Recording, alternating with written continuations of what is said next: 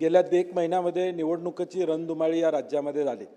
निवडणूक आयोगानं अगदी आदल्या रात्रीपर्यंत मतदान प्रचार करायचा निर्णय घेतला। कदाचित उदय सामंतांना पोचायला प्रचाराला वेळ मिळावा म्हणून शेवटच्या दिवशीपर्यंत निर्णय घेण्यात आला। परंतु सभापती महोदय आता त्याच्या पुढे गेलंय। आरोनी आपल्या अधिकारात बावनकुळे साहेब पेठ वडगाव नगरपालिकेमध्ये जिथं हे स्ट्रॉंग रूम आहे त्या स्ट्रॉंग रूमच्या समोर जी व्यक्ती राहते मोरे नावाची त्यांच्या घरावरची सीसीटीव्ही काढून टाकले। म्हणजे घर त्या माणसानं स्वतःच्या सुरक्षिततेसाठी लावलेले सीसीटीव्ही सभापती महोदय सुमित जाधव नावाचे सीओ येतात आणि पोलिसांच्या बंदोबस्तात ते काढतात।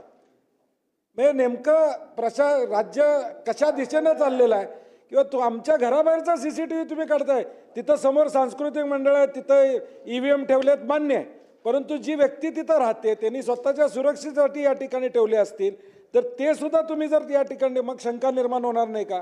मग ईव्हीएमवर शंका निर्माण होते असा विरोधक करतात हे म्हणण्याला अर्थ काय असणार आहे? सभापती माझ्या या आपल्या माध्यमातून बावनकुळे साहेब इथं आहेत, सिनियर मंत्री आहेत, सरकारने निर्देश ते सीसीटीव्ही बसवले पाहिजे। घरावरचे सीसीटीव्ही काढायचा अधिकार कसा आहे सरकारला? त्याच्या समोर तुमचा हॉल आहे त्या घरावरचे सीसीटीव्ही तुम्ही कसे काढू शकता? तेव्हा माझी विनंती आहे सभापती महोदय की हे सीसीटीव्ही परत बसवायचे आदेश द्या, नाहीतर हे सीओ आणि हे सगळे बेबनशाही चालली आहे खाली, आपल्याला माहित नाही एवढी बेबनशाही चालली आहे, तर हे ताबडतोब या ठिकाणी निर्देश द्यावेत।